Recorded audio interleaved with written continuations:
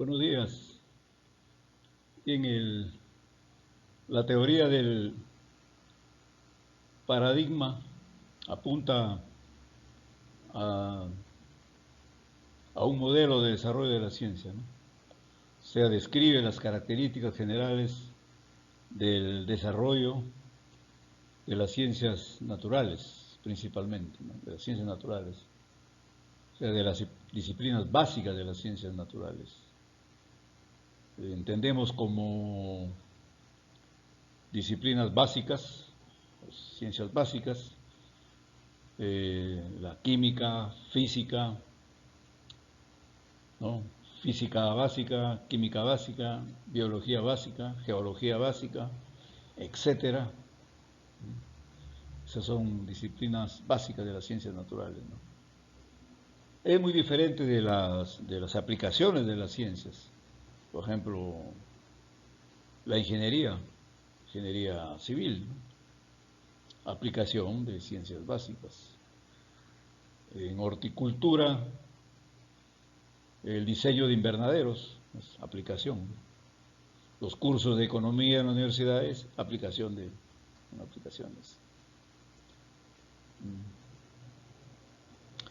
Y estas aplicaciones ya tienen su propio desarrollo, ¿no? La ingeniería tiene su propio modelo de desarrollo, ¿no? Ahora, la teoría del paradigma pues apunta a la descripción del desarrollo de las disciplinas básicas de las ciencias naturales, ¿no? Pero también es muy útil, ¿no? Para comprender las disciplinas aplicadas, ¿no? Para comprender, ejemplo, la ingeniería, diferentes tipos de ingeniería, ¿no? Y pues no está mal saberlo, es lo que se conoce como soft skills, es decir, habilidades blandas, que está de moda, ¿no? Son entrenamientos adicionales a lo que los profesionales de la ciencia o de las ciencias aplicadas ejecutan diariamente en sus trabajos, ¿no? Eso es un bono, ¿no? Algo adicional.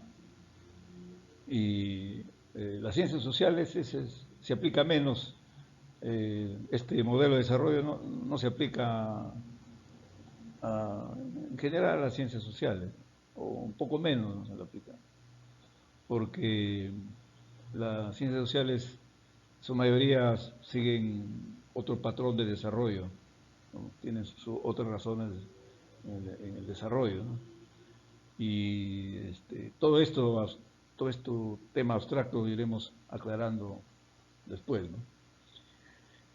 Ahora, esta característica del desarrollo de las ciencias básicas son descritos por un modelo de fases, o sea, que te dice que la ciencia se desarrolla típicamente en ciertas fases, ¿no?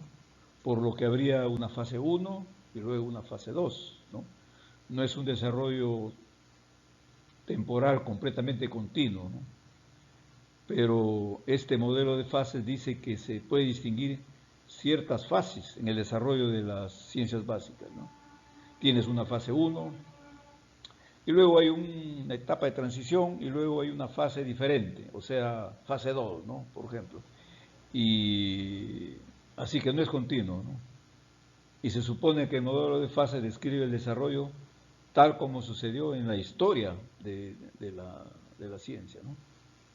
De las ciencias naturales, ¿no? Esa es la idea, ¿no? Ahora, una característica de estas fases, de cada fase, es en que se diferencian en el modo específico en que se practica la ciencia, ¿no? O sea, la forma específica en que se hace ciencia, ¿no? Es la diferencia de las fases, lo que diferencia una fase de la otra.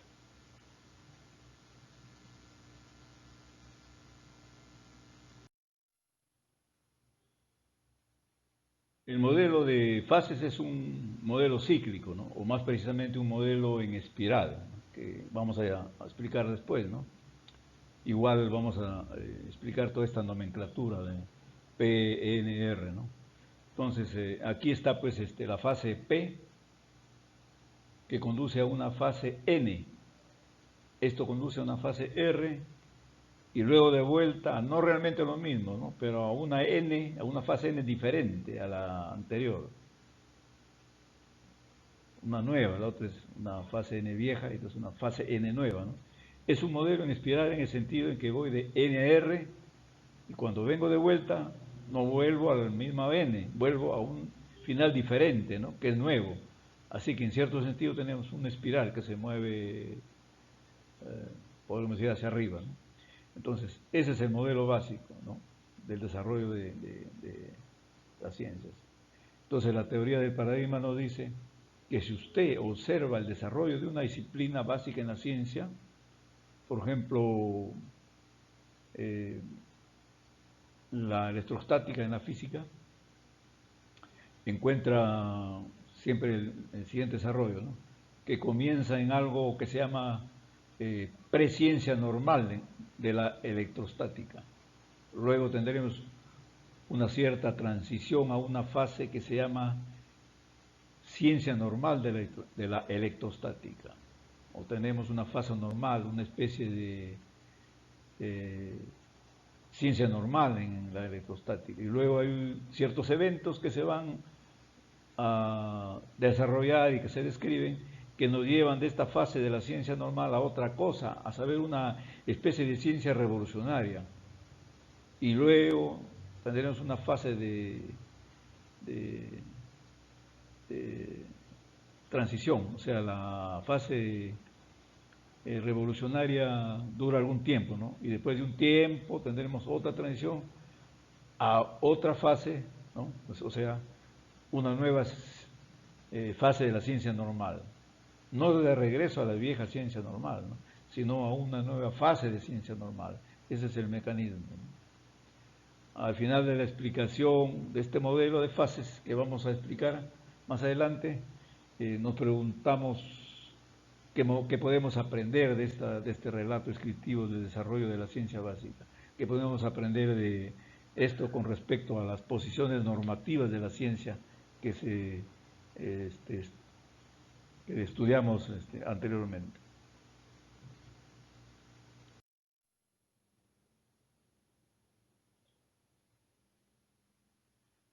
Aclaramos con este gráfico, desde P, una primera fase denominada ciencia normal, digamos N1, se alcanza. Luego de N1 conduce a una primera fase revolucionaria, R1 de la ciencia. Desde R1 una nueva fase de la ciencia normal N2 es alcanzado, lo que a su vez conduce a una nueva fase R2, ¿no? En espiral, ¿no? Abajo hemos especificado, dice presciencia, luego ciencia normal, una crisis, una revolución, nueva ciencia normal, nueva crisis. Con esto tratamos de representar de forma escrita el gráfico del modelo de desarrollo de la ciencia. Aquí tenemos una foto de la estructura espiral.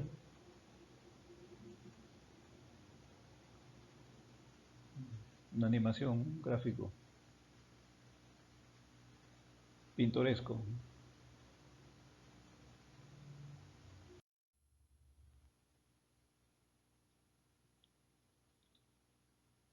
Tenemos aquí dos términos, ciencia prenormal y ciencia normal. Bien, ahora la ciencia prenormal es una práctica científica que no está eh, muy estructurada, ¿no? O sea, no hay una teoría ya establecida, sobre cierto fenómeno de la naturaleza y que pertenezca a cierto campo de la ciencia. No está bien establecida, compite en muchas escuelas para entender ese fenómeno de la naturaleza, ¿no?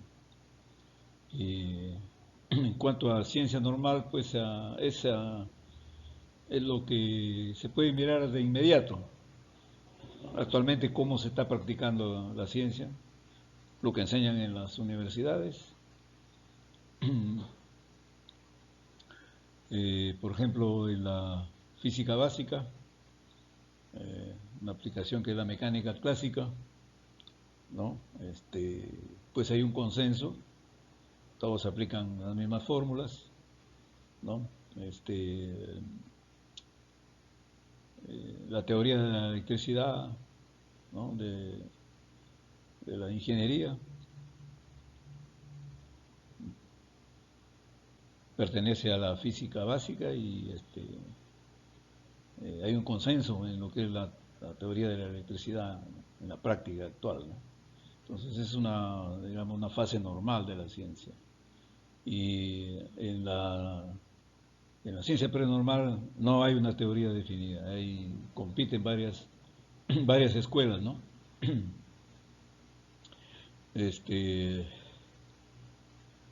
Por ejemplo, en electricidad, todos tienen la fórmula de la conducción, ¿no? De la electricidad, ¿no? Saben cómo funciona, ¿no? Una manifestación de la teoría de la electricidad,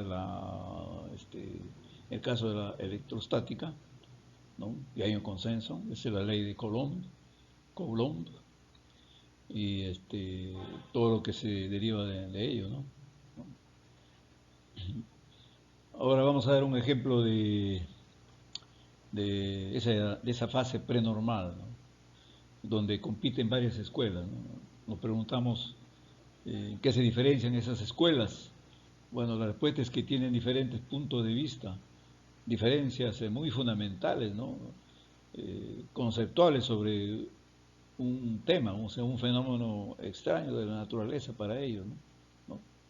No hay un consenso sobre el punto de vista, sobre cómo deberían conceptualizarlo, ¿no?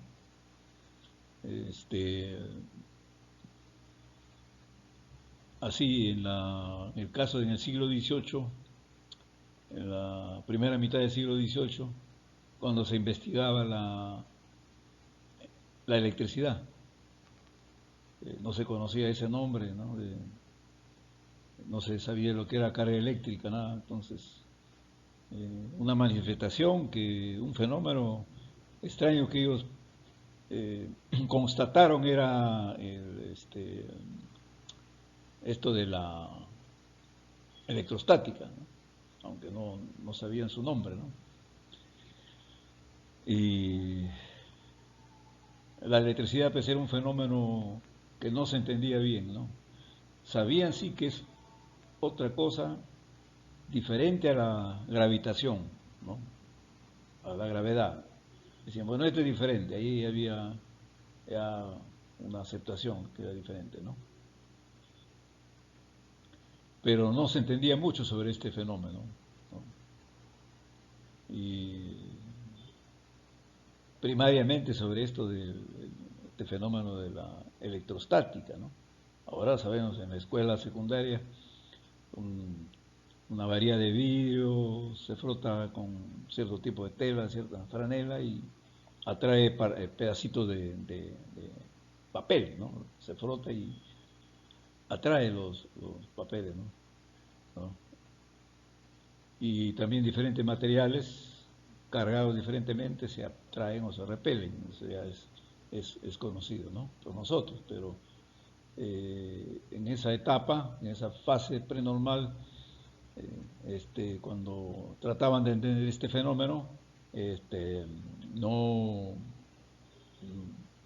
no lo entendía, ¿no? Completamente, ¿no?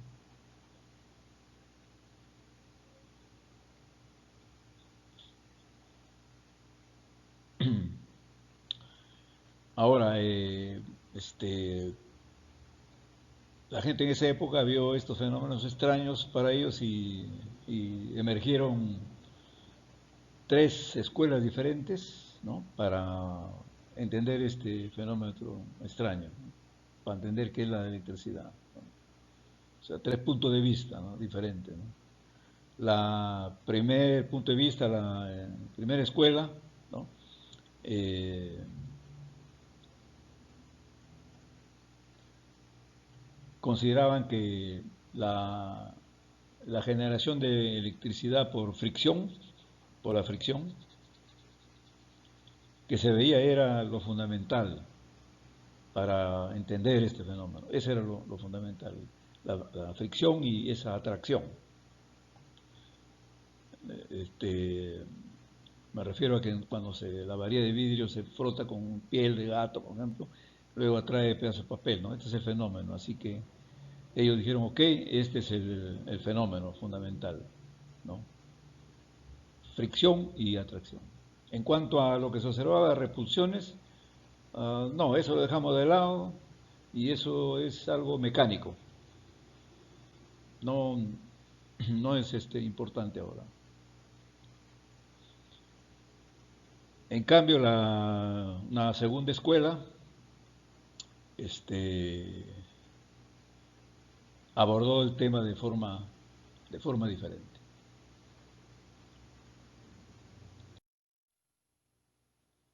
Para esta segunda escuela, la atracción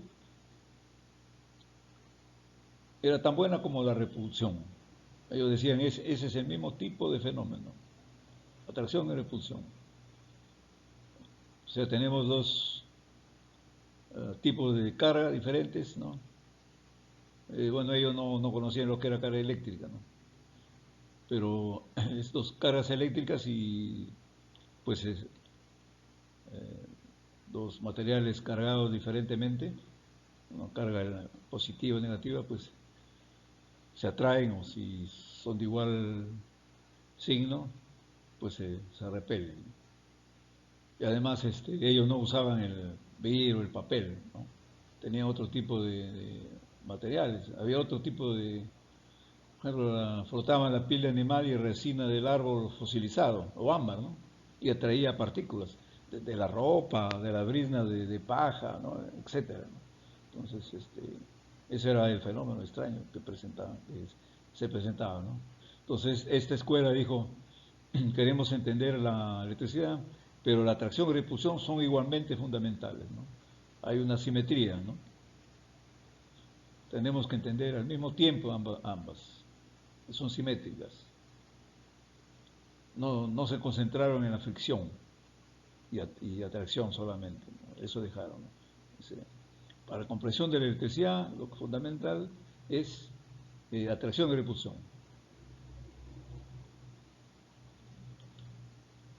Ahora sabemos que eso es importante, eso es fundamental, porque es una manifestación de la electricidad es la electrostática, ¿no? Eh, hay una simetría en atracción y repulsión. Había una tercera escuela que realmente no les importaba mucho la atracción y la repulsión, pero creían haber descubierto el fenómeno de la conducción, es decir, las corrientes, ¿no? Y dijeron, mira, todo este asunto de atracción o repulsión, perfecto, está bien. Esto de generación de la fricción, de generación de electricidad por, por fricción, está bien. Pero esto no está en el centro de lo que es este fenómeno, ¿no? Y trabajaron con una analogía. Ellos creían que la electricidad es un fluido, literalmente un fluido, ¿no? Como el agua, y dijeron que eso es lo fundamental. Y la manera de entender ese fenómeno es como un cierto fluido y lo que tenemos que entender son esas propiedades de ese fluido y ese es el objetivo fundamental para la línea de investigación a seguir. Esa era la posición de la tercera escuela. Hoy en día sabemos que esa es la mejor línea, ¿no? Porque este, de ahí, de esa definición de electricidad, hay manifestaciones que era electrostática, pero esa línea de investigación resultó crucial. En el gráfico, aquí en la diapositiva, pueden ver muchos personajes ilustres que participaron en esta etapa prenormal. Lean ahí Benjamin Franklin, bueno, está Franklin y una serie de personajes ilustres involucrados en muchos ideas, conceptos, experimentos acerca de este fenómeno extraño para ellos de la electricidad.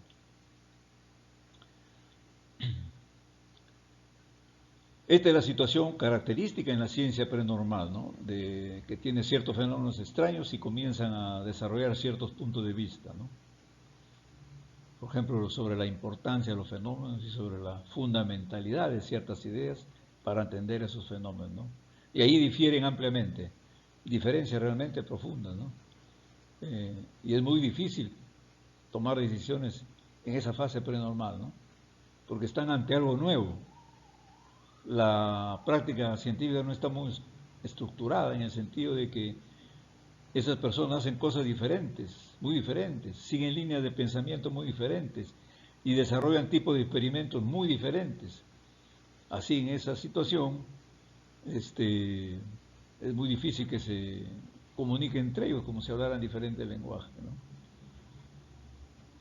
Así, una escuela dice, pues desarrollaremos experimentos especial para estudiar la conexión entre la generación de electricidad por fricción y la atracción electrostática, ¿no? Ese es lo fundamental, ¿no? Cualquier otro experimento lo dejamos de lado. Entonces, es muy difícil y cada escuela con diferente, podríamos decir, lenguaje, difícil de que se comuniquen y que se progrese. Una etapa difícil, la prenormal, la ciencia prenormal, la fase. En esta fase prenormal, la trayectoria de un programa de investigación de un mismo fenómeno es diferente para cada escuela. El campo de investigación no está estructurado de alguna manera. Hay diferentes preguntas, ¿no? Diferentes experimentos. Y repitiendo, pues es difícil que ellos se comuniquen, que difundan, que apliquen y progrese las teorías de la ciencia, ¿no? Así es como la mayoría de las ciencias que conocemos actualmente han comenzado. Hay una excepción, el caso de la astronomía, que es muy antigua y no se conoce esa etapa prenormal. Hago aquí un paréntesis. No se conoce esa etapa prenormal, mi opinión personal, pues no tenemos esos registros en la biblioteca de Alejandría que fue destruida. No tenemos acceso a registros, a los registros del Vaticano, donde podría encontrarse algunos récords, archivos sobre esto, ¿no? De la astronomía antiquísima, antiquísima, ¿no? Cierro paréntesis. Lo que sí conocemos es prácticamente de la astronomía que era tan antigua, casi en una etapa normal, ¿no? En su fase normal.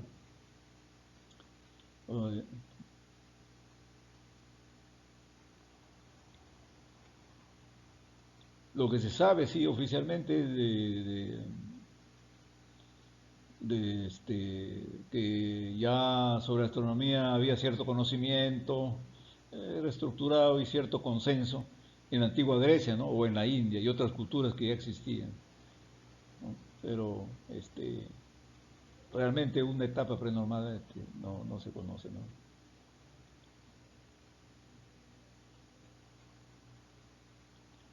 Y la fase normal es lo que estamos acostumbrados actualmente. La física básica, la química básica, la ciencia de la ingeniería, lo que se estudia en las universidades, por ejemplo. Es un consenso, hay un consenso sobre los fundamentos, ¿no? Hay un consenso general básico. Hay diferencias en cosas pequeñas, pero ciertamente hay un consenso general básico, ¿no? Sobre lo que es el campo de la ciencia, ¿no? De cierto campo de la ciencia, ¿no? Hay consenso sobre cuáles son los problemas, ¿no? Sobre las herramientas de investigación, ¿no? hay consenso sobre el fundamento de las teorías, ¿no? Por ejemplo, en la biología básica tenemos la genética, hay consenso en cuanto a la herencia, ¿no? Los fundamentos son, cuando digo fundamentos, son los principios, ¿no? Revelaron pues el principio de la segregación y el concepto de dominancia, por mencionar dos principios, ¿no? Dos fundamentos. Ahí hay un consenso, pero eso no es el caso en la etapa, en la fase prenormal de la ciencia. No hay consenso.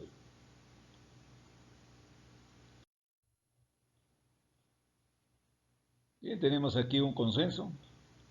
La electricidad es el conjunto de fenómenos físicos relacionados con la presencia y flujo de cargas eléctricas. Se manifiesta en una gran variedad de fenómenos como los rayos, la electricidad estática, la inducción electromagnética o el flujo de corriente eléctrica.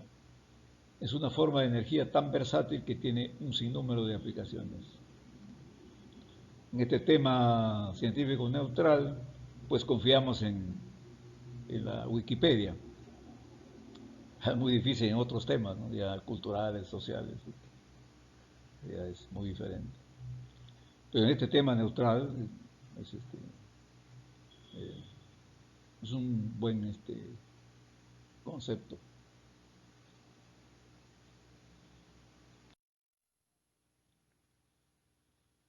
Y ya que mencionamos la ley de Coulomb, ¿no? Ahí tenemos que, pues, una manifestación de la electricidad, la electrostática. Ahí está que la fórmula de atracción o a veces repulsión de materiales cargados diferentemente, ¿no? Y pues, el gráfico se tiene ahí de dónde se ha obtenido, de los, al que dar crédito de dónde pertenece ese gráfico.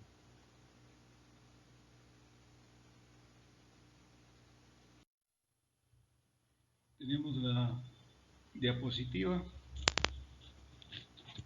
el modelo de desarrollo de la ciencia, parte 5.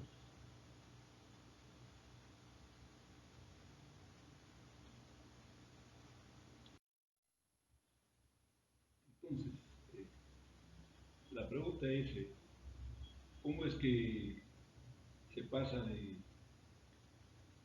esta fase de ciencia prenormal hacia una fase de ciencia normal?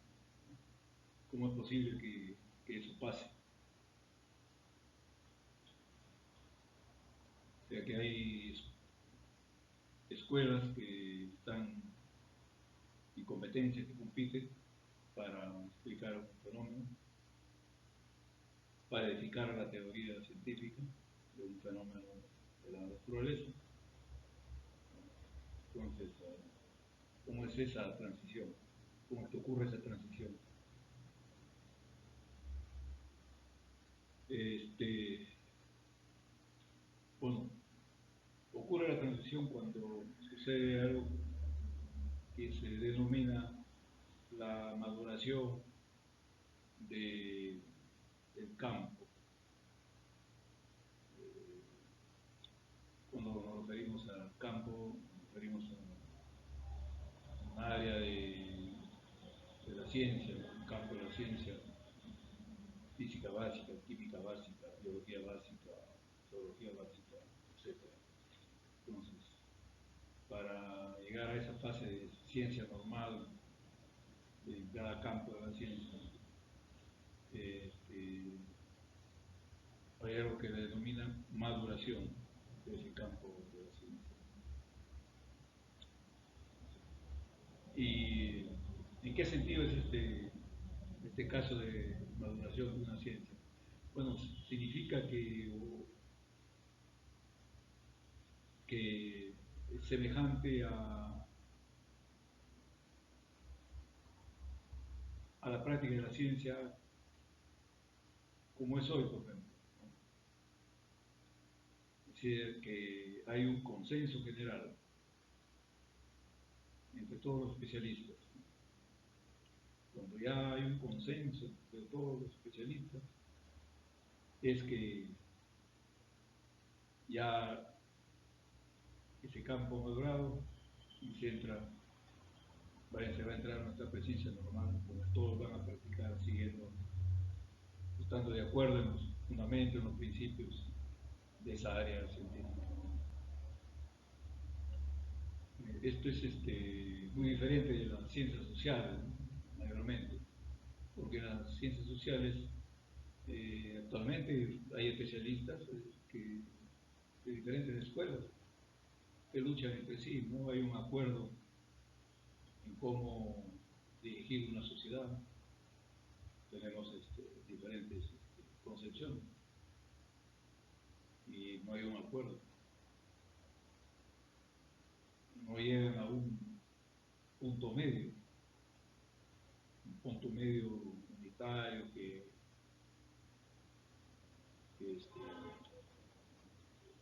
haga un resumen y haya una unidad en la ciencia política. Pero en las ciencias naturales es muy diferente. Ahí los que practican las ciencias naturales en un específico campo tienen un cierto consenso, están de acuerdo en los principios, en los fundamentos de ese campo. Esa es la característica de la ciencia normal, de la fase normal de la ciencia. Ahora, la fuente de esta maduración, de salir de esta etapa de prenormal, ¿no? Donde compiten las escuelas, la fuente de todo es una solución extraordinariamente convincente del problema que están estudiando sobre cierto fenómeno de la naturaleza. Una de esas escuelas produce una solución extraordinariamente convincente y eso arrastra a las otras escuelas. Es decir, no es que una escuela produce una solución muy elegante, muy bonita, y los que practican la ciencia dicen, bueno, me voy a dedicar a esta línea, ¿no? Corre peligro que se estanque eso y no es el verdadero camino de investigación. Pero cuando ven una solución muy convincente, se van a la otra escuela, todos se van a esa escuela que da la solución y saben que ahí encontrarán un campo muy fértil para sus investigaciones. Es decir, todos los miembros pues, de una escuela pasan a formar parte de la escuela, ¿no? Que ha triunfado. En el caso de la electricidad, pues considerarlo como la escuela que consideró un fluido, la tercera escuela, pues su teoría explicaba mucho más. Y entonces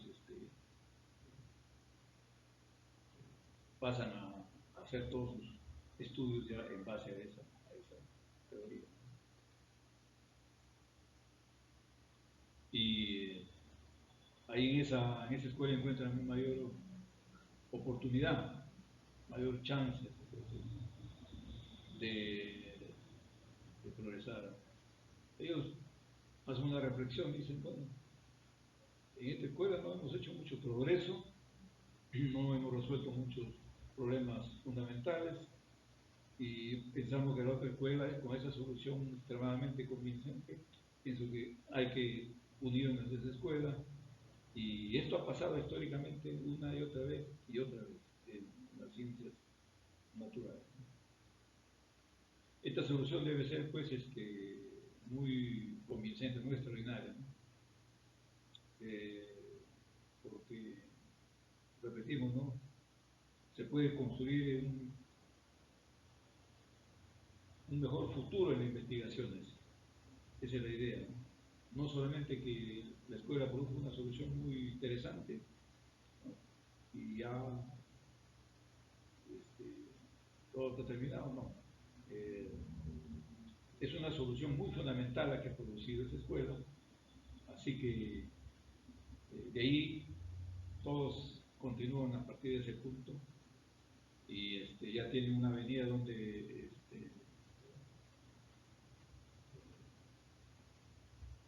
desarrollar, ¿no? Y dar soluciones a diferentes problemas, ¿no? Es un campo muy fructífero, por decir, donde pueden hacer maravillosos desempeños los científicos. Eso lo atrae, ese tiene un atractivo para los practicantes de la ciencia. Esa extraordinaria solución y ese atractivo de que ahí van a progresar, van a ser mejores científicos, mejores, van a dar fruto a mejores teorías. Esos son juicios de valor que la comunidad científica de, de ese entorno están tomando. Hay juicios de valor.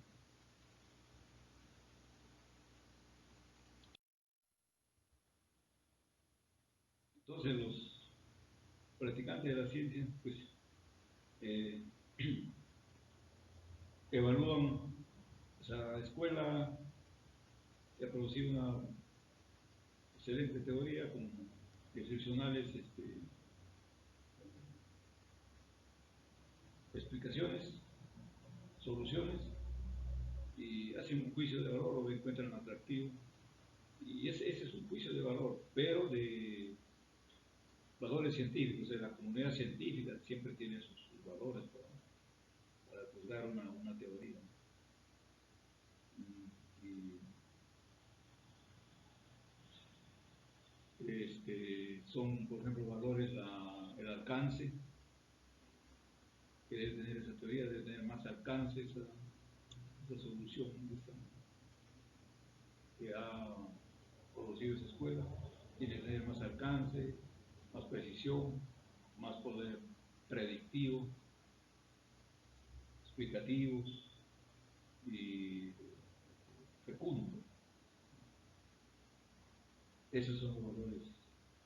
En el caso de pues, la teoría de electricidad, que considera como un fluido, que tiene tales y tales propiedades, que explica mucho más fenómenos, da solución a muchos más problemas de este fenómeno extraño que lo llamaban ellos la electricidad. Entonces, con esos valores, con esos juicios de valor, eligen esa teoría. Y así cualquier teoría de las ciencias básicas ha sido escogido, ¿no? Con juicios de valores según la teoría del paradigma y pues pueden hacer pues mejores predicciones con esa teoría, mejores explicaciones, se explica mejor y explica más y más fenómenos relacionados con en ese campo. Las predicciones más exactas, ¿no? y hacer más exacta pues una mejor teoría, ¿no? Es una mejor escuela, ¿no? Y esa es la forma como evalúan, encuentran que es más consistente, o sea, las partes de una teoría no están incongruentes, hay una unión, hay una consistencia de las partes de esa teoría, ¿no? Y por esa consistencia prefiere, ¿no? a esa escuela que ha producido esa teoría, ¿no? Y es más fecundo, o sea, pueden dirigir ellos sus investigaciones futuras bajo esa teoría porque saben de que va a ser más fructífera, le va a producir mucho más hipótesis, muchas más aplicaciones. Eso es lo típico que dice, se marca en la teoría del paradigma, que los científicos tienen sus juicios de valor.